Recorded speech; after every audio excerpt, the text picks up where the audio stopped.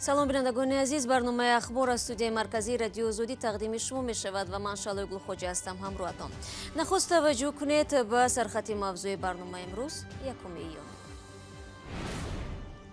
3 хона сӯзонда шуд, даҳо тан захм бардоштанд. Муноқишаи сокинон дар марзи Ӯзбекистону Қирғизистон бар сари истифодаи оби чашма. ташхиси 500 тест дар давоми 4 рӯз. Акнун дар шаҳри Кӯлоб низ ташхиси бемории COVID-19 имконпазир гардид.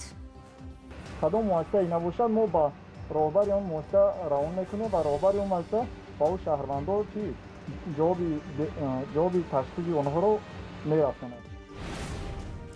ба ҷои фоида зарар диданд. имсол марзҳои баста нархи пиёзи содиротӣ дар Тоҷикистонро то 10 баробар поён бурд. ақаллан 1 сум 80 дин фурӯше фоидавор мешад. Набошад зарар қати мебироем. рӯзи гузашта дар марзи Қирғизистон ва як ҷазира қаламрави тоҷикнишини Ӯзбекистон муноқиша бархост. Дар пайи ҷанҷоли сокинони ду тарафи марз ки ба хушунат печид, чандин нафар маҷрӯҳ ва бархи хонаҳо ба кӯми оташ кашида шуданд. То ба ҳол тақрибан 5% марзи муштараки Ӯзбекистону Қирғизистон тақсиму аломатгузорӣ нашудааст. Сарҳади сух аз ҳамин қабил порчаи марз аст ва дар ин ҷо байни мардуми ду тараф барои обу замину чарогоҳ ҷанҷол мехезад. Тафсилот ро аз Искандари Хоҷамирзода мешунавем. дар пайи муноқишаву сангандозии сокинони минтақаи наздимарзии Қирғизистон ва ҷазира қаламрави тоҷикнишини Ӯзбекистон даҳҳо нафар аз ду тараф маҷрӯҳ шуданд. вазорати тандурустии Қирғизистон 1 июн хабар дод ки дар ин бархурд 25 шаҳрванди ин кишвар ҷароҳат бардоштаанд. муноқиша дар минтақаи баҳсбарангез миёни ноҳияи сухи Ӯзбекистон ва вилояти Ботканди Қирғизистон ба вуқӯъ пайваста аст. вазорати тандурустии Қирғизистон гуфтааст, аз миёни маҷрӯҳон 4 нафар ба шифохонаи шаҳри Айдаркен фиристода шудаанд. ҳоли 2 нафари онҳо баъди ҷарроҳӣ вазнин арзёбӣ мешавад. бино ба гуфтаи сокинони ҷазира қаламрави сухи Ӯзбекистон, дар ин муноқиша 16 сокини маҳаллӣ маҷрӯҳ шудаанд, вале мақомоти Ӯзбекистон шумори ҷароҳатбардоштагонро тасдиқ ё рад накардаанд. идораи марзбонии Ӯзбекистон бо нашри як баёнияи кӯтоҳ гуфт, вазъият дар минтақаи марзӣ зери назорат аст ва мақомот аз ҳарду ҷониб дар маҳалли ҳодиса кор мебаранд. сангандозӣ ва муноқиша байни сокинони деҳаи қирғизии Чечме ва сокинони маҳаллаи Чашмаи Сух нимарӯзии 21 май ба вуқӯъ пайваст. бахши қирғизии радиои Озодӣ бо такя ба иттилои мақомоти ин кишвар мегӯяд, зимни поксозии чашма баҳси лавзӣ бар сари он ки чашма ба кӣ тааллуқ дорад, ба ҷанҷолу занозанӣ ва хушунат печидааст. сокинон аввал тарафи ҳамдигар сангпартоӣ карда, баъдан ба оташ задани чанд хона шурӯъ кардаанд. ба иттилои хабарнигори бахши қирғизии радиои Озодӣ, муноқиша то соати 7:30 ба вақти маҳаллӣ идома кардааст ва талоши маъмурини милиса ҳам барои гирифтани пеши роҳи занозанӣ ба зудӣ натиҷа надод. ҷазира қаламрави сухи Ӯзбекистон дар дохили Қирғизистон яке аз минтақаҳои умдатан тоҷикнишин дар марз бо вилояти Ботканд аст. сокинони маҳаллаи Чашма ҳам аксаран тоҷикон мебошанд. Акрам Мадумаров, муовини нахуствазири Қирғизистон, ба бахши қирғизии радиои Озодӣ гуфт, чашмаро сокинони ду тараф истифода мебаранд. ҳар сол мардуми якҷо аз роҳи ҳашар чашмаро покиза мекунанд. баҳсҳо ба гуфтаи ӯ сари истифодаи ин чашма зуд сар мезананд. муноқишаи навбатӣ ҳам ҳангоми чунин як ҳашари дастаҷамъӣ сар задааст. дар идомаи мавзӯи марз, як гурӯҳ аз шаҳрвандони Тоҷикистон ки дар ойбеки Ӯзбекистон банд монданд, интизори иҷозаи убури марз ва бозгашт ба ватан ҳастанд. онҳо бо фиристодани навор гуфтанд, баъзеашон ба Русия равон буданд ва бо якбора баста шудани марз бинобар бемории COVID-19 3 моҳ мешавад дар Ӯзбекистон дармонданд. аз навор дида мешавад ки шаҳрвандони Тоҷикистон дар як бинои бетонии нотамом ба сар мебаранд. дар миёни ин 35 нафар занони солхӯрда ва афроди бемор низ ҳастанд. ба қавли мусоҳибони радиои Озодӣ, сафорати Тоҷикистон дар Ӯзбекистон ваъда додааст ки имрӯз барои гузаштани онҳо ба тарафи Тоҷикистон мусоидат хоҳад кард.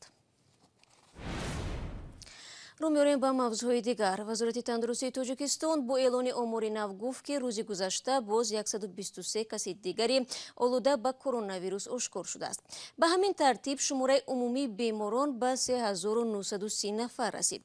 ولی به اطلاع رسمی تعداد فوتیدگان تغییر نیافته همان 47 نفر را تشکیل میدهد. هرچند متخصصان و تعداد زیادی از مردم به درستی این رقم شبهه دارند. در عین زمان شهر کولوب برای هرچه زودتر معاین کردن گرفتاران کووید 19 صاحب یک تشخیصگاه ویروسولوژی شد. تا امروز نمونه تحلیل گمانبران بیماری کووید 19 را برای تشخیص به شهر دوشنبه میفرستادند. محمود جان رحمتزاده کار کارمندان تشخیصگاه را در خود تجربه کرد. برای وارد شدن به تشخیصگاه ویروسولوژی باید تمام قاعده‌ها را رعایت کرد و حتی طرز پوشیدن لباس را دانست. دستپوش، نقاب طبی، کمبینزیون و سرپوش از جزءهای مهم لباس‌های محافظوی هستند. 4 روز باز تشخیص‌های کووید 19 را در منطقه کلوب به دوشنبه نمی‌فرستند. این لابراتوری در شهر کلوب تازه به فعالیت شروع کرد و تشخیص‌های کرونا ویروس در اینجا گذرانده می‌شود. 4 طبیب مرکز نظارت دولتی و سانیتاری و اپیدمیولوژی منطقه کلوب در دوشنبه کار به این دستگاه‌ها را آموختند. با نوبت تا 12 ساعت در یک شبانه روز در این ماشین سیار نتیجه تشخیص را معین می‌کنند. آپارات را ترجیح با مدت 2 ساعت 10 منوت با طریق چی میبره مدام نشان میده که کدام آدم مثبت است کدامش منفی است.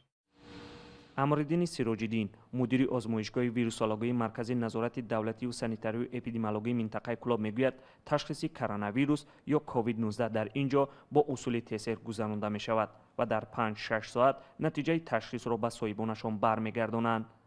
وقتی که از هر جایی که با ما مواد طریق راحت‌ها روانه کرده می شود، مثل بنگاه طبی باشد یا که بیمارخانه یا که کدام مؤسسه‌ای نباشد، ما با راهبر اون مؤسسه روان میکنیم و راهبر اون مؤسسه با او شهروندان چی جواب تشخیص آنها رو میرساند. در این 4 روز فعالیت این مرکز تشخیصی حدودی 500 تست از ساکنان منطقه گرفته شده از تشخیص گذشته‌اند. در گذشته طبیبان و ساکنان از نبود چنین تشخیص‌ها شکایت می‌کردند و به تشخیصگاه‌های دوشنبه رو می‌آوردند یا بیشتری وقت از گذاشتن تشخیص دست می‌کشیدند.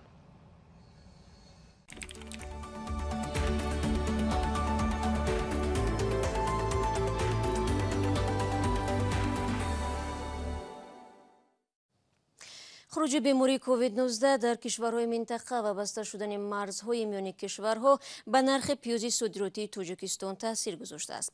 کشاورزان میگویند آنها امسال از حاصل پروریده خود برعکس زیان برداشتند. چند پیشتر دهقانان ناحیه نورآباد شکایت داشتند که مقامات پالیزی‌های دوباره کشته‌شان از جمله لونده‌های پیاز را ریشه‌کن نموده طلب کردند در همه جا تنها کارتوشکا بکارند. برای یوسفی موضوع را پیگیری نمود. ҳосили фаровон ва пандемияи коронавирус қимати ҳосили пиёзи содиротии кишоварзони тоҷикистонро дар қиёс ба соли гузашта то 10 баробар поин овардааст. ҳоло ки марзҳо баста ва имконоти содирот маҳдуд аст, тоҷирон 1 кило пиёзи бозаҳмат парваридаи кишоварзонро ба таври умда аз 30 то 60 дирам мехаранд. имсол худоба шукр 40 дирани харидем. порсол 3 сум 20 сини харида будем. имсол деҳқоно нас кор кардам ҳосил бисёртар 40 дирами шудааст, ҳамин бора гирифтаистем. солҳои қаблӣ ҳосили пиёзро кишоварзони шаҳри турсунзода ба воситаи мошинҳо аз тариқи марзи ӯзбекистон асосан ба русия содир мекарданд. ҳоло тоҷирони умдахари дохилӣ маҳсулотро аз кишоварзон харида ба вилояти суғд интиқол медиҳанд ва аз он ҷо баъдан баъди коркард ба русия содир мешавад. поиншавии қимати ҳосили имсолаи пиёзро содиркунандаҳо ба чанд омил марбут медонанд. аз ҳисоби ҳосилнокӣ баланд имсол дасти деҳқон ҳосил ҳаст, лекин кашиш камтар сустар. фурӯш сустан имсол дар Русия. ма ҳисоби ба фикрам ки карантин шудем. кор нашудааст. кишоварзон мегӯянд бо қимати аз 30 то 60 дирам фурӯхтани 1 кило пиёз хароҷоти парвариш ва ҷамъоварии зироаташонро бароварда намесозад. ба хотири адами имконоти нигаҳдории ҳосил онҳо маҷбуранд бо қиматҳои поён маҳсулоташонро фурӯшанд. агар пиёза 60 дирам 50 дирам расходаш мешад, ақаллан 1 сум 80 дин фурӯшем фоидавор мешад. набошад зарар қати мебироем. ҳозир зарар қати биромад истодем. соли 2018 дар мавсими ҷамъоварӣ қимати 1 кило пиёз то 20 дирам поин рафта буд ва бархе кишоварзон ҳосилро аз киштзор ҷамъоварӣ накарда заминҳоро шудгор карда буданд. Зеро мегуфтанд, барои ҷамъоварӣ бояд ба коргарон ҳақмузд диҳанд, ки бо ин қимати паст ҳатто барои пардохти маоши онҳо кифоят намекунад. ба фарқ аз пиёз, ҳоло қимати картошка аз маҳсулоти дигари ниёзи аввалия дар Тоҷикистон дар мавсими ҷамъоварӣ ба 4,5-5 сомонӣ баробар аст. дар оғози мавсим қимати 1 кило картошкаи барвақтӣ то 10-15 сомонӣ боло рафта буд. бар асоси омори вазорати кишоварзӣ, Тоҷикистон дар соли 2019 бо арзиши 18 миллион доллари амрикоӣ маҳсулоти кишоварзӣ содир кардааст, ки нисбат ба соли 2018 ҳудуди 2 миллион доллари амрикоӣ бештар будааст. дар соли 2019 содироти пиёз ва меваи зардолӯи тар афзоиш доштааст. бинандагони азиз, то ин лаҳзаи барнома дар бораи ҷанҷоли марзӣ дар Ӯзбекистону Қирғизистон гузориш доштем. Аз банд мондани даҳҳо тоҷикистонӣ дар интизори бозгашт ба ватан низ хабар додем. Ҳамчунин аз таъсиси ташхисгоҳи COVID-19 дар Кӯлоб ва 10 баробар поин рафтани нархи пиёзи содиротӣ дар Тоҷикистон ҳам гуфтем. Ҳоло ба огаҳӣ таваҷҷӯҳ кунед ва баъди он барномаро пай мегирем. Бо мо бимонед.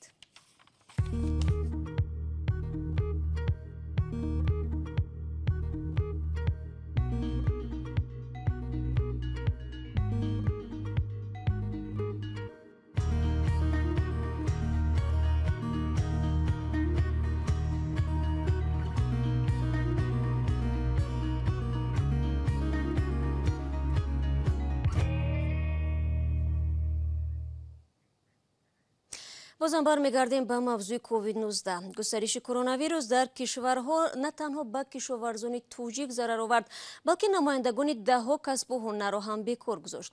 Аммо як тоҷири руминӣ кӯшиш кард вазъиятро бо пойафзолҳои замони коронавирус ҳал кунад. Албатта ин талоши ӯ рамзӣ буд ва ҳоло аз гузориши Искандари Хоҷамирзода хоҳем дид, ки ба чӣ натиҷае даст ёфт. мӯзадӯзи 55 сола аз шаҳри Клужи минтақаи Трансилванияи Руминия, Грегори Луп, тасмим гирифтааст бо истеҳсоли пойафзоли нулдароз мардумро ба эҳтироми масофагирии иҷтимоӣ ташвиқ намояд. кафшҳое ки ӯ духтааст бо ченаки аврупоӣ ба миқёси 75 баробар мебошанд.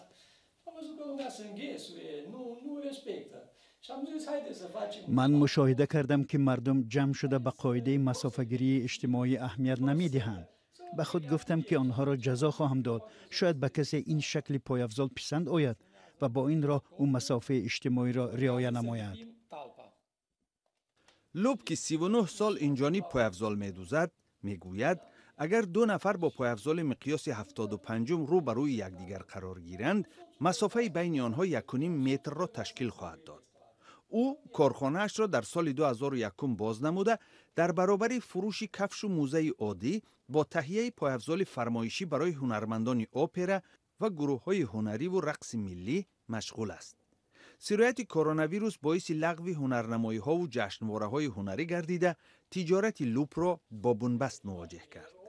дар Руминия 18791 ҳодисаи сирояти коронавирус ба қайд гирифта шуда, 1240 нафар аз он ба ҳалокат расидаанд. писар аз 15 май ин кишвар ба тадриҷ коҳиши карантину маҳдудиятҳои марбут бо сирояти коронавирусро оғоз намуд. луб ба оянда бо назари нек нигариста таъкид мекунад, ки дар ибтидо пойафзоли нулдарозро барои ҳунармандони саҳна офарида буд. вале баъзе муштариёни маъмулӣ ҳам аз ӯ чунин кафши чармӣ дархост намуданд. истеҳсоли як ҷуфт кафш барои ҳифзи масофагирии иҷтимоӣ 2 рӯзро дар бар гирифта, нархи он ба 500 лей ё худ 115 доллари амрикоӣ мусовӣ будааст. ва ҳукумати шаҳри Душанбе дастур додааст, ки бозорҳои фурӯши либос, кошонаҳои ҳусн, сартарошхонаҳо, нуқтаҳои шустушӯи мошинҳо ва фурӯши телефон то 15 июн баста бимонанд. Хабарро метавонед дар вебсайти мо бихонед. барномаи имрӯзи ахбори озодиро дар ин ҷо ба поён мерасонем. шумо то 24 соати оянда имкон доред хабарҳои навро дар вебсайти Радиои Озодӣ пайдо кунед. ҳамчунин навору гузоришҳои рӯз дар Озодӣ видео канали Радиои Озодӣ дар YouTube гузошта мешавад. саҳифаҳои мо дар шабакаҳои иҷтимоӣ дастрас ҳастанд. фардо субҳи барвақт навиди бомдодӣ тақдимотон мешавад. то барномаи баъди тансият бошед ва худо нигаҳдорад.